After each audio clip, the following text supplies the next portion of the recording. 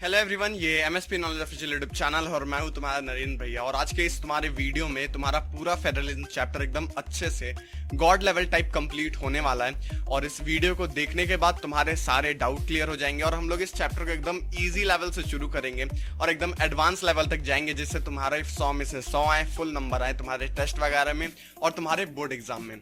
तो चलो बिना टाइम वेस्ट किए इस वीडियो को शुरू करते हैं।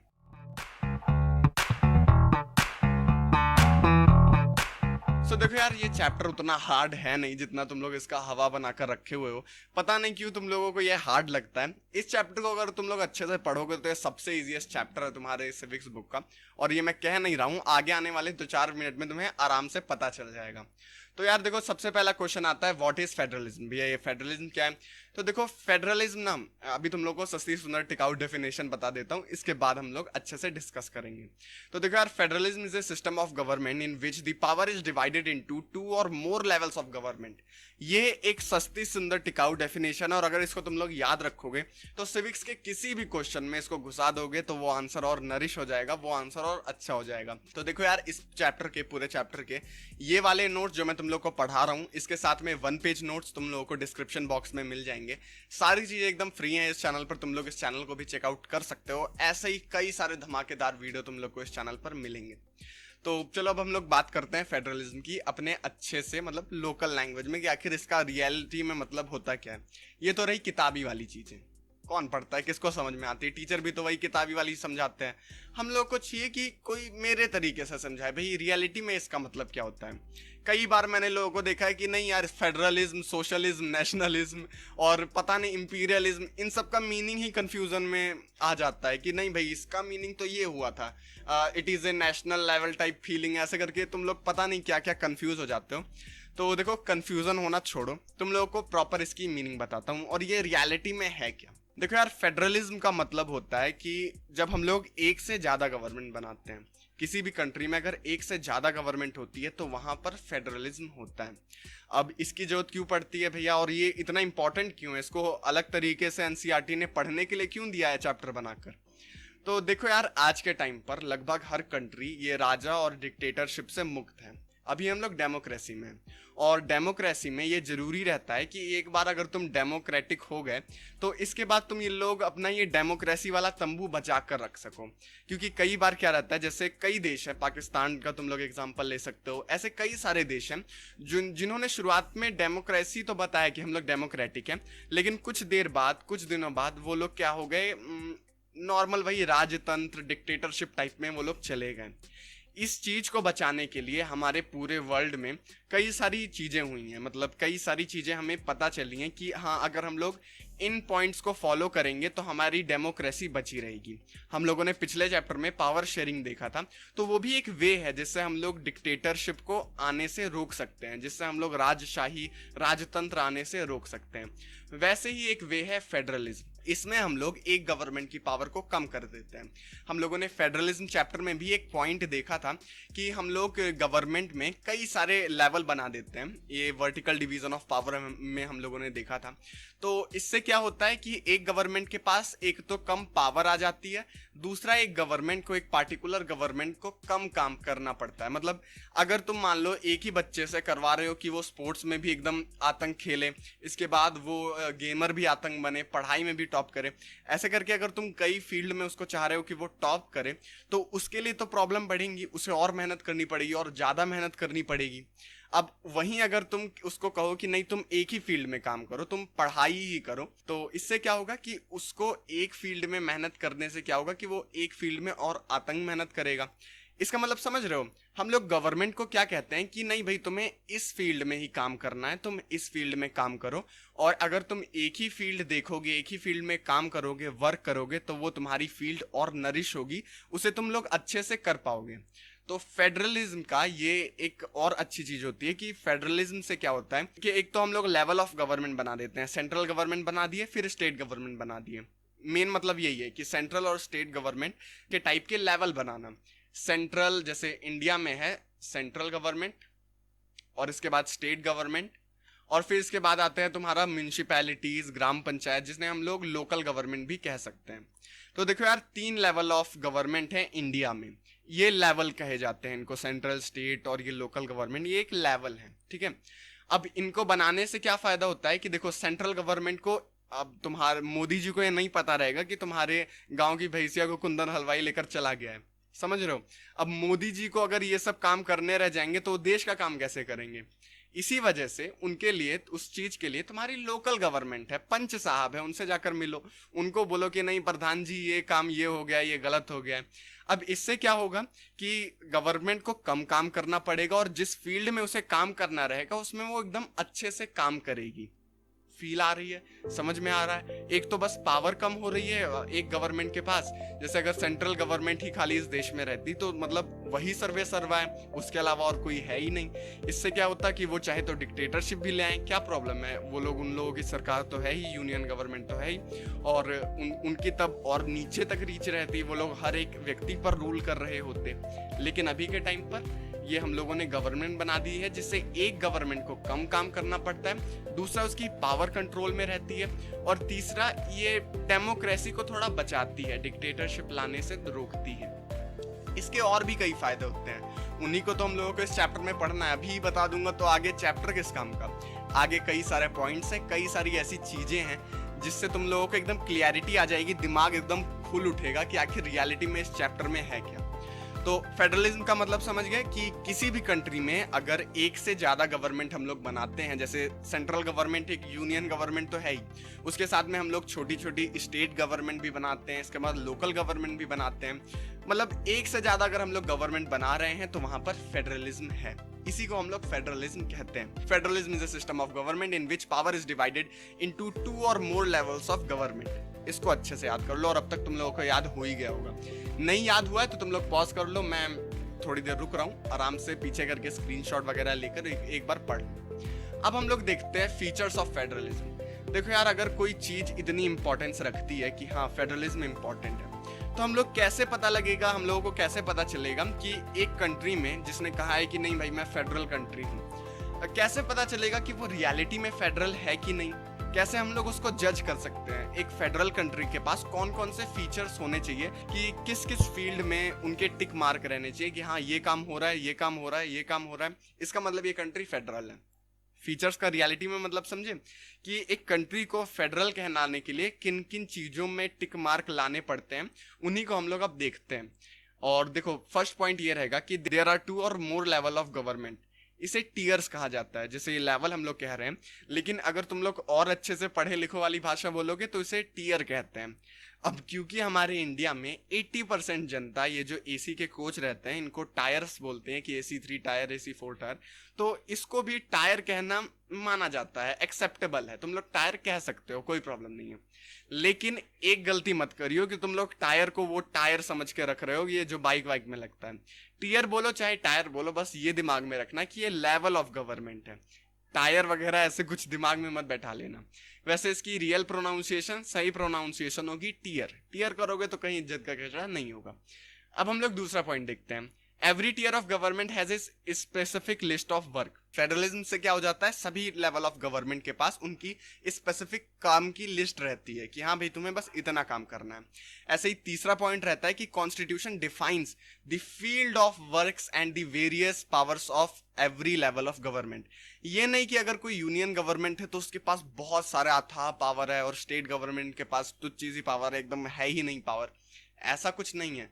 कॉन्स्टिट्यूशन प्रॉपर डिफाइन करती है कि नहीं भाई तुम्हारे पास इतनी पावर है, तुम्हारे पास इतनी पावर है, इससे ना ज्यादा कम, नहीं इससे ना ज्यादा ज्यादा। और चौथा फीचर रहता है कि only one level of government can not change और edit the fundamental provision of the constitution. समझ रहे हो, कॉन्स्टिपेशन नहीं, कॉन्स्टिट्यूशन। तो यहाँ पर क्या रहता है कि कोई भी गवर्नमेंट, किसी भी लेवल की गवर्नमेंट अकेले ये फैसला नहीं ले सकती है कॉन्स्टिट्यूशन के फंडामेंटल प्रोविजंस पर। जैसे फंडामेंटल राइट हो गया तो उसे कोई सिंगल लेवल ऑफ गवर्नमेंट बदल नहीं सकती है। उसके लिए तीनों लेवल ऑफ गवर्नमेंट के और जितने भी लेवल्स हैं उन सबकी सहमति होनी चाहिए, तभी कोई फंडामेंटल प्रोविजन बदला जा सकता है तुम्हारे कॉन्स्टिट्यूशन में। इसके बाद आता है फिफ्थ पॉइंट कि in case of conflict between central government and state government the judiciary solves the problem. In case of झोटा झोटी अगर दोनों लोगों के बीच में यूनियन गवर्नमेंट और स्टेट गवर्नमेंट, क्योंकि कई बार ऐसा होता रहता है, तुम लोगों ने ये यूनियन गवर्नमेंट नरेंद्र मोदी जी की और फिर ये ममता बनर्जी की झोटा झोटी देख ही रहे थे तुम लोग, और इन सब चीज़ों को तो तुम लोग देखे ही हो। न्यूज़ वाले तुम लोगों को देखने से रोक भी कैसे सकते हैं, दिन भर यही दिखाते हैं। तो इसी में क्या रहता है कि इन केस अगर कोई कंफ्लिक्ट हो गया, मान लो कोई स्टेट गवर्नमेंट बात नहीं मान रही है, किसी में क्लैश हो गया कि नहीं भाई मेरी बात सही है तुम्हारी बात गलत है, ऐसे करके अगर कोई क्लैश हो जाता है तो जुडिशरी बीच में आती है और उनको शांत करवाती है और एक प्रॉपर अच्छा सॉल्यूशन बताती है कि नहीं कॉन्स्टिट्यूशन के हिसाब से ये होना चाहिए, ये होना चाहिए, मतलब अपना पूरा ज्ञान देती है कि हाँ तुमको ये करना चाहिए। प्रॉब्लम को सॉल्व करवाने का काम जुडिशरी करती है। अब इसके बाद सिक्स पॉइंट ये आता है कि all the level of government have their fixed and specific revenue sources. मुझे लगता है पेन बहुत ज्यादा मोटा हो गया। तो देखो यार, किसी भी लेवल ऑफ गवर्नमेंट के पास उनके फिक्स रेवेन्यू सोर्सेज रहते हैं। ये नहीं कि वो रास्ते में चल रहे दो तीन लोगों को ऐसे डंडा मार के उन्होंने पैसे वसूल लिए, ऐसा नहीं कर सकते हैं। उनको प्रॉपर कॉन्स्टिट्यूशन बताती है कि हाँ भाई तुमको बस इस इलाके से, जैसे टैक्स से पैसे अपने लेने हैं, टोल टैक्स किसके पास जाएगा, तुम्हें पैसे कहाँ से मिलेंगे, ये सारी चीजें कॉन्स्टिट्यूशन ऑलरेडी स्पेसिफाई करती है कि नहीं यहाँ से तुमको पैसे आएंगे। अगर पुलिस आर्मी ये सब तुम्हारे पास है तो ये नहीं कि तुम किसी को भी ऐसे लूट लोगे। और सेवंथ पॉइंट ये आता है कि its main objective is to promote unity and integrity, giving equal opportunities to every social group. इसकी मेन ऑब्जेक्टिव ही यही है कि किसी के साथ भेदभाव ना हो, सबको इक्वल अपॉर्चुनिटीज मिले। तो ये रहे 7 फीचर्स ऑफ फेडरलिज्म। किसी भी कंट्री के पास, कोई भी कंट्री अगर अपने आप को बोलती है कि नहीं मैं फेडरल हूं, तो उसके अंदर ये 7 फीचर्स रहते हैं, ये 7 चीजें रहती हैं, तभी वो कंट्री फेडरल कहलाती है। इतना बात समझ में आ गया, अपने दिमाग में बैठा लियो कि पहला चीज देयर आर 2 और मोर लेवल ऑफ गवर्नमेंट या फिर टीयर्स ऑफ गवर्नमेंट। इसके बाद दूसरा चीज, और सब टीयर के पास उनका स्पेसिफाइड वर्क रहता है। तीसरा चीज कि उनका फील्ड ऑफ वर्क कहाँ कहाँ रहेगा, वो लोग क्या क्या काम करेंगे, वो डिफाइन रहता है। चौथी चीज, only one level of government can't change the या फिर edit the fundamental provisions of constitution. Fifth, in case of conflict state government और यूनियन गवर्नमेंट के बीच में झगड़ा अगर होता है, छोटा छोटी होता है, तो आएगी जुडिशरी बीच में और वो उसको सॉल्व करवाती है। इसके बाद आता है six level, all the level of government has their own specified revenue sources. Proper revenue sources है कि भाई तुम्हें यहां से पैसा कमाना है। और सेवंथ चीज आती है कि its main objective is to promote unity and integrity, giving equal opportunities to every social group. देखो यार, 2 बार मैंने सुनाया इसी वजह से क्योंकि ये तुम्हारे एग्जाम में तुम्हें 5 नंबर दिलाएगा। ये फॉर श्योर गारंटी रहता है कि हर बोर्ड एग्जाम में या तो ये 3 नंबर या तो 5 नंबर के लिए ये भाई साहब आ जाते हैं। क्योंकि यार फेडरलिज्म चैप्टर में सबसे मेन क्वेश्चन यही बनता है।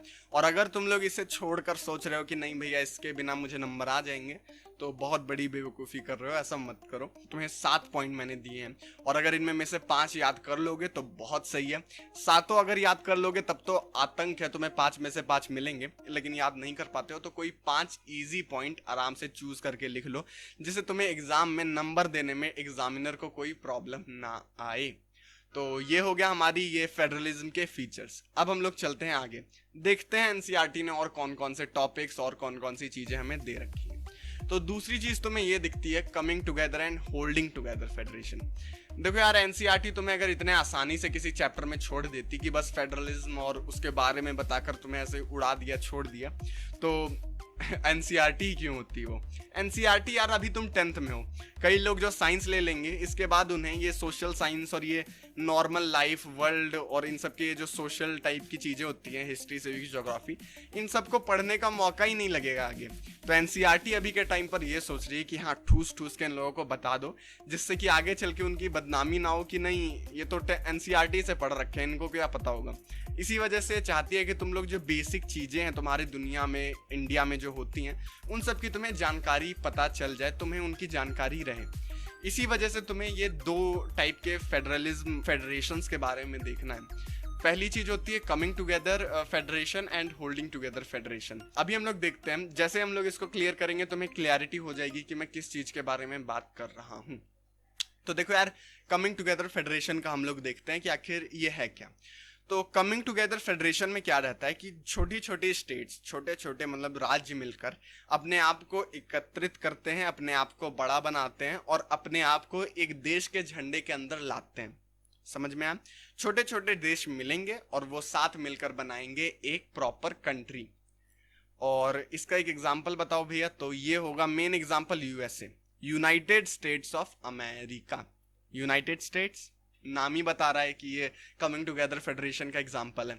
मतलब यहाँ पर छोटे छोटे स्टेट्स आते हैं, मिलते हैं, आते हैं, उन्हें हम लोग कहते हैं कमिंग टुगेदर फेडरेशन। कमिंग, आना दिमाग में बैठा लो, एग्जाम में भूलोगे नहीं, कंफ्यूज नहीं होगे। इसके बाद इसका दूसरा पॉइंट क्या रहेगा कि they can increase their security by adding their resources and services. देखो यार, अगर छोटे छोटे मान लो स्टेट्स हैं, ठीक है, अब वो अगर एक साथ रहेंगे तो उनको प्रॉपर बॉर्डर बनाना पड़ेगा हर एक स्टेट में, उनको प्रॉपर एक कानून बनाना रहेगा, उनको प्रॉपर कोर्ट बनाने रहेंगे और ऐसे कई सारी चीजें उन्हें करनी रहेंगी जिससे कि वो सिक्योरिटी के साथ रह पाए। तो जहां पर ऐसे छोटे छोटे स्टेट्स मिलकर अपने आप को एक साथ एकत्रित करके एक झंडे के नीचे लाते हैं, उसे हम लोग कमिंग टुगेदर फेडरेशन बोलते हैं। जैसे यूनाइटेड स्टेट्स ऑफ अमेरिका क्या है, छोटे छोटे आराम से एक स्टेट्स हैं और उन लोगों ने अपने आप को एक कंट्री के अंदर स्वीकार किया है, तो इसी वजह से हम लोग यूएसए के नाम से उसको जानते हैं। ऐसे ही एक और एग्जाम्पल रहेगा ऑस्ट्रेलिया। अब हम लोग आते हैं होल्डिंग टुगेदर फेडरेशन में। देखो यार, फेडरलिज्म का फीचर में मैंने तुम लोग को बताया था कि फेडरलिज्म से क्या क्या अच्छाइयाँ होती हैं। उसमें एक अच्छाई मैंने तुम लोग को ये भी बताई थी कि फेडरलिज्म से एक गवर्नमेंट के काम बट जाते हैं। मतलब कि जहाँ एक गवर्नमेंट अगर साथ में कई काम कर रही होती तो वो बेचारी इधर उधर थकेगी, काम नहीं कर पाएगी। इसी वजह से कई बार क्या होता है कि बड़ी कंट्री मान लो है जैसे इंडिया है, उसने अपने आप को छोटे छोटे स्टेट्स में डिवाइड कर दिया है। ये किस वजह से? जिससे कि उनका काम बट जाए, स्टेट गवर्नमेंट अपना काम कर लेगी और यूनियन गवर्नमेंट अपना काम कर लेगी। ये नहीं कि तुम यूनियन गवर्नमेंट को यही कुंदन हलवाई की भैंसियां ढूंढने तुम लोग भेज रहे हो। यूनियन गवर्नमेंट का अपना काम है, वो अपने काम को करेगी, उसे ये छोटे मोटे चुटपुटिया कामों में हस्तक्षेप करने की या फिर उनसे परेशान होने की जरूरत नहीं रहेगी। इसी वजह से इंडिया एक एग्जाम्पल है। और ये क्या करती है कि एक बड़ी कंट्री है, इंडिया एक बड़ी कंट्री है, अखंड भारत, और उसके अंदर हम लोगों ने क्या किए हैं, छोटे छोटे राज्य बना दिए हैं। और इससे क्या होता है, वही आसानी होती है काम करने में। तो जब कोई कंट्री ऐसा काम करती है कि अपने बड़े जो उसका दायरा है उसके अंदर छोटे छोटे स्टेट बनाकर वहां पर स्टेट गवर्नमेंट को बैठाती है और स्टेट गवर्नमेंट वहां के काम करते हैं, उन्हें हम लोग कहते हैं holding together federation. In this large country decide to divide power between states and national government। यहाँ पर यूनियन गवर्नमेंट और स्टेट गवर्नमेंट के बीच में पावर्स बटी हुई हैं, काम बटे हुए हैं। इससे जो मैंने तुम लोग को बताया फेडरलिज्म की अच्छाइयों के बारे में, वो सारी अच्छाई यहाँ पर आ जाती हैं। दूसरा चीज, union government tends to be more powerful than state government. इसमें ये चीज होती है क्योंकि यूनियन गवर्नमेंट के पास यार पूरे देश का कंट्रोल है। इसी वजह से ये सेकंड पॉइंट यहाँ पर दिया गया है। इसका एग्जाम्पल रहेंगे इंडिया और बेल्जियम, ठीक है। और एक और टिप देता हूँ तुम्हारे एग्जाम के लिए कि अगर कोई भी तुम्हें पॉइंट ना आ रहा हो ना, देखो बुलेट पॉइंट और जो काम वाले पॉइंट हैं ये यही 3 पॉइंट हैं। इसके अलावा जो तुम लिख सकते हो उसको 3 से 5 बना सकते हो, कहानी लिख सकते हो यार। एक पॉइंट में फेडरलिज्म की डेफिनेशन वगैरह थोड़ी उलट पुलट करके लिख सकते हो तुम, एक में थोड़ा कॉमन सी चीज लिख सकते हो। ऐसे करके तुम यार अपने पॉइंट्स बढ़ा सकते हो आसानी से। यहाँ मैंने तुम्हें कम पॉइंट्स इसी वजह से दिए कि मैं अंग्रेजी का चमत्कार तुम्हें नहीं दिखाना चाहता हूँ, वो तुम लोग दिखाओ, लेकिन बस तुम्हें ये फैक्ट पता हो कि आखिर ये मेन पॉइंट्स कौन से हैं, मेन रीजंस कौन से हैं। इसी वजह से बहुत कम भाषा में तुम्हें दिया गया, याद करने में आसानी होगी, लिखने में आसानी होगी। तो इसी वजह से इतने तुम्हें पॉइंट्स दिए गए हैं। तुम लोग पॉज करके यार तो इसे पढ़ भी सकते हो, तो पढ़ लो अगर पॉज करना है तो। वैसे हम लोग अब चलते हैं आगे और आता है हमारा सेकेंड पॉइंट कि what makes a India federal country. हम लोगों ने अभी फीचर्स ऑफ फेडरलिज्म में मैंने तुम लोग को कहा कि किसी भी कंट्री को फेडरल होने के लिए ये इन फीचर्स पर खड़ा उतरना पड़ता है। मतलब अगर किसी कंट्री के पास इतने फीचर्स हैं, मान लो जो 7 फीचर्स मैंने तुम लोगों को बताए, अगर वो 7 फीचर्स हैं किसी भी कंट्री के पास तो वो फेडरल कंट्री मानी जाती है। अब हम लोग यार उस फीचर्स पर, उन पॉइंट्स पर इंडिया को परखते हैं। समझ में आया?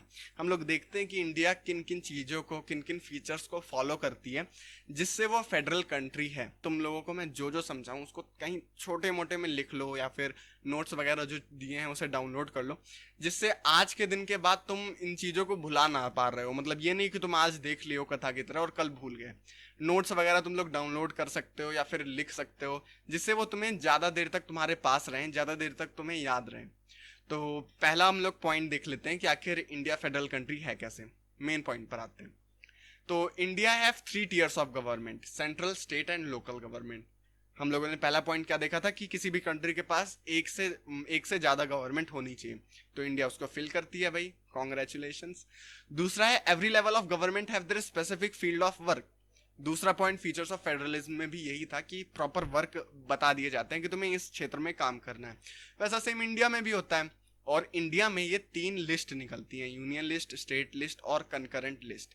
कंकरेंट लिस्ट नहीं, कंकरेंट लिस्ट। यूनियन लिस्ट में क्या होता है यार, देखो जो सारे काम जो एक यूनियन गवर्नमेंट को करने चाहिए वो यूनियन लिस्ट में दिए रहते हैं। जो सेंट्रल गवर्नमेंट, यूनियन गवर्नमेंट, ये दोनों एक ही हैं, कंफ्यूज मत होना।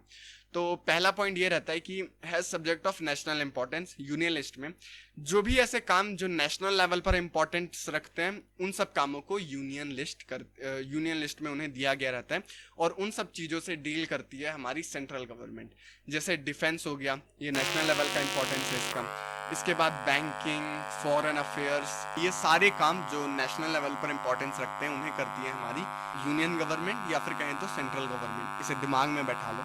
ये कुंदन हलवाई वाली गैया अगर बिछड़ गई है तो उसे मोदी जी आकर नहीं सुलझाते हैं, इसी वजह से, क्योंकि मोदी जी को उनके काम दिए गए। दूसरा चीज, स्टेट गवर्नमेंट के लिए क्या आदेश है भैया, तो देखो यार स्टेट गवर्नमेंट को प्रॉपर स्टेट लिस्ट मिलती है कि आपको इन कामों के अंदर अपने दखल अंदाजी करनी है, अपनी पंचायती इसी कामों के अंदर समेट कर रखो। जैसे has subjects to local and state level importance. तुम्हारे जो भी काम जो तुम लोग करवाते हो जो लोकल लेवल और स्टेट लेवल पर इंपॉर्टेंस रखते हैं वो सारे काम स्टेट गवर्नमेंट करवाती है, वो सारे काम स्टेट लिस्ट के अंदर होते हैं। जैसे कि police, trade, commerce, agriculture and irrigation. मैं इरिटेशन बोलने वाला था। तो ये सारे काम तुम्हारे police, trade, commerce, agriculture and irrigation, ये सारे काम तुम्हारे स्टेट गवर्नमेंट करती है।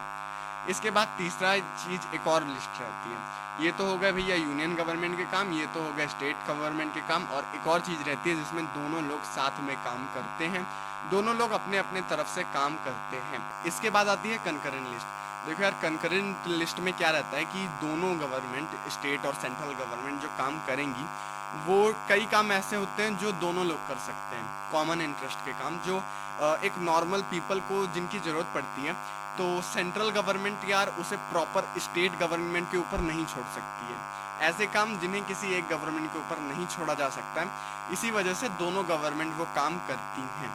फॉर एग्जाम्पल एजुकेशन, तुम लोगों ने देखा होगा कि तुम्हारे राज्य में सरकारी स्कूल भी हैं, प्राइमरी स्कूल जिन्हें हम लोग कहते हैं, जैसे जैक बोर्ड, ICSE बोर्ड्स, ऐसे करके कई सारे बोर्ड्स बने हुए हैं प्रॉपर स्टेट के, जिस पर लुक आफ्टर करती है स्टेट गवर्नमेंट, और साथ ही में CBSE बोर्ड्स जैसे भी बोर्ड है जिसके ऊपर लुक आफ्टर करती है तुम्हारी यूनियन गवर्नमेंट। मतलब समझ रहे हो, दोनों लोग काम करते हैं यहाँ पर। इसके बाद फॉरेस्ट यार एक गवर्नमेंट भी ये नहीं रहता है कि एक ही गवर्नमेंट उसके ऊपर काम करेगी। स्टेट गवर्नमेंट वाले अपना अपना फॉरेस्ट बचा कर रखते हैं और यूनियन गवर्नमेंट वाले अपना अपना फॉरेस्ट बचा कर रखते हैं। इसी के साथ में ट्रेड होता है, ट्रेड दोनों गवर्नमेंट करती हैं, दोनों गवर्नमेंट साथ में मिलकर करती हैं। इसका मतलब समझ रहे हो, कंकरेंट लिस्ट में वो सारे लिस्ट रहेंगे, वो सारे काम रहेंगे जो कि एक गवर्नमेंट प्रॉपर अपना करेगी। इसके साथ में आता है तीसरा पॉइंट कि India is a holding together federation, ये भी एक पॉइंट है। चौथा आता है only one level of government can not change the basic fundamental provision of the constitution. कोई भी एक गवर्नमेंट ये बेसिक फंडामेंटल प्रोविजंस को छेड़ नहीं सकती है, उसे खत्म नहीं कर सकती है। तो ये भी एक फीचर था, हम लोगों ने ये फेडरलिज्म के फीचर्स में देखा था, तो ये भी एक फीचर हो गया, ये इसे भी टिक कर लो। इसके बाद पांचवा आता है कि इन केस ऑफ कॉन्फ्लिक्ट या फिर दोनों में अगर छोटा छोटी लड़ाई हो जाती है तो उसको सॉल्व करती है हमारी जुडिशरी या फिर कहें तो सुप्रीम कोर्ट। यहाँ पर भी टिक हो गया। तो कुल मिलाकर ये सारे रीजंस हैं, इसी वजह से हम लोग इंडिया को एक फेडरल कंट्री कहते हैं। फील आ रही है, समझ में आ रहा है कि आखिर हम लोग फेडरल क्यों हैं? क्योंकि हम लोग इन सब फीचर्स को फॉलो करते हैं, क्योंकि हमारे कंट्री में ये सारे फीचर्स हैं। देखो चलो अब हम लोग बात करते हैं अपने सेकंड टॉपिक की, जो कि है लैंग्वेज पॉलिसी ऑफ इंडिया। देखो अगर किसी कंट्री की ग्रोथ होनी है, किसी कंट्री को आगे बढ़ना है, तो ये जरूरी है कि उसके जो सेंट्रल गवर्नमेंट है और उसकी जो स्टेट गवर्नमेंट है उनके बीच में टकरार ना हो रही हो, वो दोनों आपस ही में लड़के ना उलझ कर ऐसे मर कट रहे हो। हम लोगों को अगर ग्रोथ चाहिए तो ये जरूरी है कि वो लोग साथ में एक साथ मिलकर चलें और साथ ही में वो लोग डेवलपमेंट करें। स्टेट वाले स्टेट का डेवलपमेंट करें और अपने काम करें, और यूनियन गवर्नमेंट वाले अपने काम सभी अच्छे से करें। इसी वजह से हमारी कंट्री में, क्योंकि फेडरलिज्म है, तो हम लोगों को कुछ ऐसे पॉइंट को भी नोट करना था, हम लोगों को कुछ ऐसे पॉइंट को भी साथ लेकर चलना था जो इन दोनों के बीच की टकरार को कम करें। और उसमें में से सबसे मेन चीज थी ये लैंग्वेज पॉलिसी। देखो अगर किसी कंट्री में लैंग्वेज पॉलिसी नहीं रहती है तो प्रॉब्लम क्या होती है कि उसमें अक्सर टकरार हो जाती है। उसमें जो स्टेट गवर्नमेंट है या फिर यूनियन गवर्नमेंट है, उन दोनों के बीच में टकरार हो जाती है। अब कैसे होती है बताता हूँ।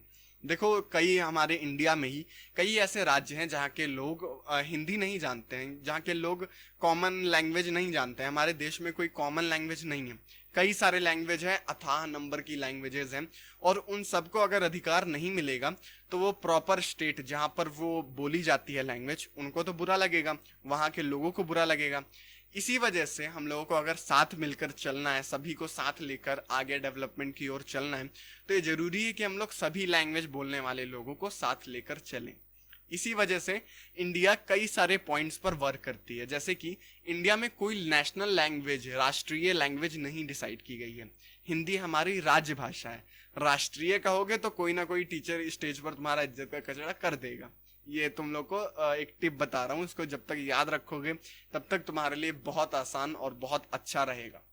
तो यार देखो नेशनल लैंग्वेज नहीं है, इसी वजह से किसी भी जो लैंग्वेज बोलने वाले लोग होते हैं, लैंग्वेज बोलने वाली कम्युनिटी को बुरा नहीं लगता है। जैसे तमिल अगर कोई बोलता है, उसे हिंदी नहीं आती है, तो उसे नहीं बुरा लगता है, भाई सबकी लैंग्वेज है। अब हम लोग चलते हैं हमारे दूसरे पॉइंट पर, जो कि है state government can choose its own official language.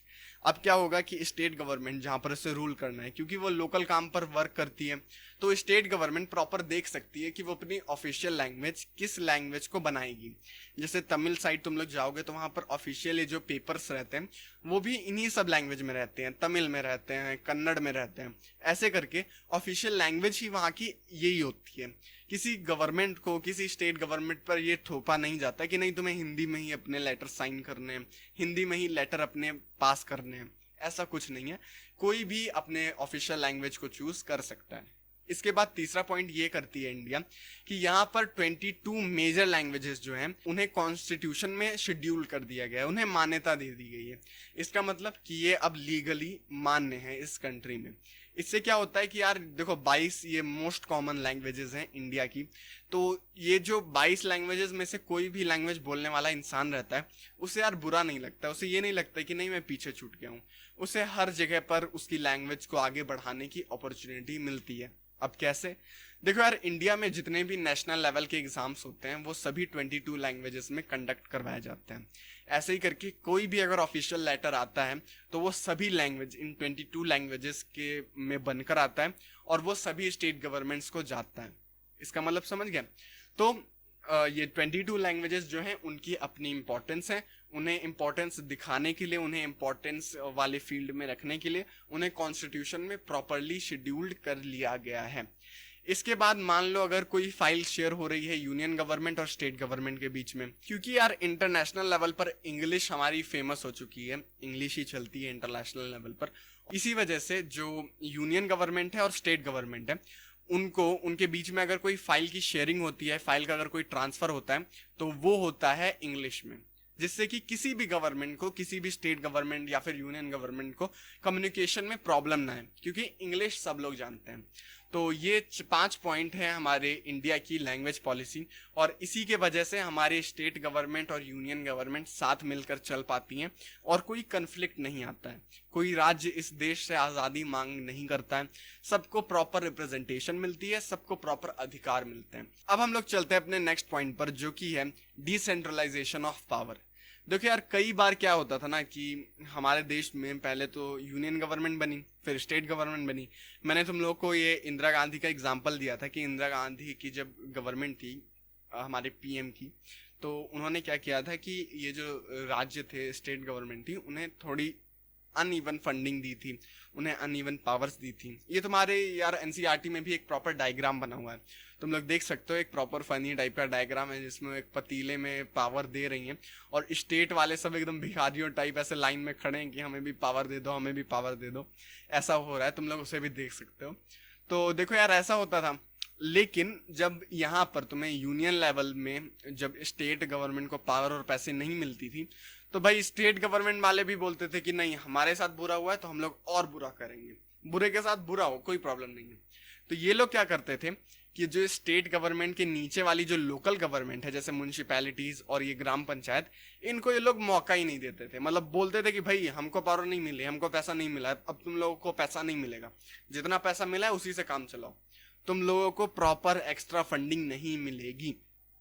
कई राज्य में ऐसा होता था ना कि ये जो लोकल गवर्नमेंट के जो पंच वगैरह थे, वो लोग किसी तरीके से गांव वालों से ही पैसा बटोर कर साथ में इकट्ठा करते थे, फिर उनके जो लोकल एरिया में जो काम थे उनको पूरा करते थे। ऐसी कंडीशन आ गई थी भाई। इसी वजह से हमारे कॉन्स्टिट्यूशन में ये 1992 में, बहुत देर के बाद, 47 से 1992 इतने दिन बीत गए, तब हम लोगों को समझ में आया कि नहीं भाई यार, लोकल गवर्नमेंट को उनकी पावर्स नहीं मिल रही हैं, सारी पावर्स यूनियन गवर्नमेंट और स्टेट गवर्नमेंट अपने छोटा छोटी में ही उड़ा दे रहे हैं, सारी पावर इन्हीं के पास है। इसी वजह से हम लोगों ने डिसेंट्रलाइजेशन ऑफ पावर किया। डिसेंट्रलाइजेशन ऑफ पावर मतलब किसी सेंट्रलाइज्ड पिन पॉइंट में सारी पावर नहीं रहेंगी, हम लोग उसे डिसेंट्रलाइज कर देंगे। एक ही इंसान के पास पावर नहीं रहेगी, हम लोग उसे बांट देंगे as type of power sharing. हम लोगों ने क्या किया, पहली चीज कर दी कि ये जो लोकल गवर्नमेंट की जो प्रॉब्लम थी ना कि कोई भी चीज अच्छे से प्रॉपरली नहीं होती थी, उसे हम लोगों ने दूर कर दिया कि प्रॉपर रेगुलर इलेक्शंस होंगे और ये मैंडेटरी होंगे, मतलब कि ये जरूर होंगे। ये नहीं कि अगर पंच का बेटा पंच बन रहा है तो भाई बनने दो, कोई बात नहीं, चला आ रहा है चलने दो, वही खाता बुक वो लेकर घूम रहा है, ऐसा नहीं होगा।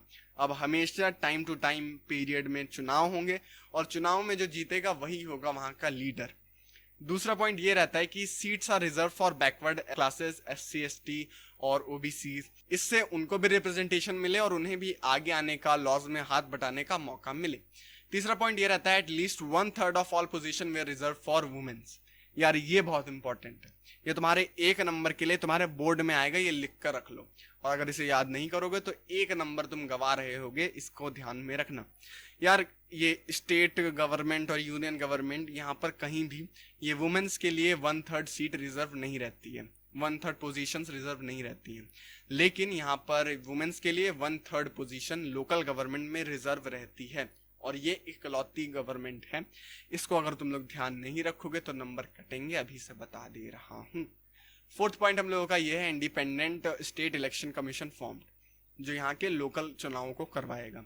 ये नहीं कि तुम्हारा कोई भी ऐसे ही मतलब आजू बाजू से कोई लोगों को उठा लिया, वही लोग देखे कि नहीं भाई इसको बनाना चाहिए, इसको सरपंच बनाना चाहिए, इसको चुनाव में ज्यादा वोट मिलेंगे, ऐसे अनठिकानी कुछ भी नहीं होगा। प्रॉपर इलेक्शन कमीशन बैठाया जाएगा और हर एक स्टेट में अलग अलग कमीशन रहेंगे जो इंडिपेंडेंट रहेंगे। ये नहीं कि जहां पर जो स्टेट गवर्नमेंट है वही उसको, उस इलेक्शन कमीशन को कंट्रोल कर रही है, ऐसा नहीं होगा। और proper independent state election commission बनाए जाएंगे जो कि अच्छे तरीके से फेयरफुली प्रॉपर इलेक्शन करवाएंगे।